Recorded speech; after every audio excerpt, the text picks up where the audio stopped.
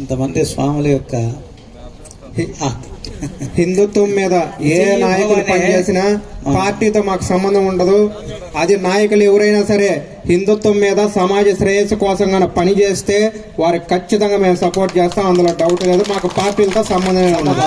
జై హిందూ రాష్ట్ర, జై హిందూ రాష్ట్ర, జై హిందూ రాష్ట్ర, జై హిందూ. అఖిల భారత హిందూ మహాసభ ఎల్లప్పుడూ ఇలాంటి నాయకులకు తోడుంటుంది.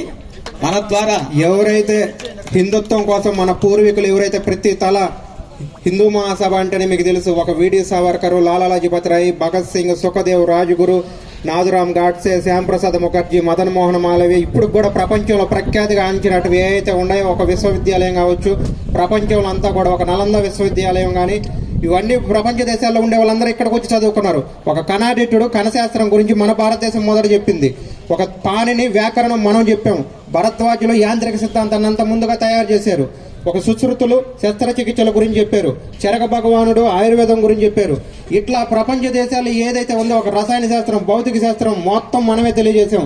గణితం ప్రపంచానికి తెలియక ముందే వేద గణితం భారతదేశంలో పుట్టింది. ఇట్లా మన భారతదేశంలో లేదంటూ ఏం లేదు.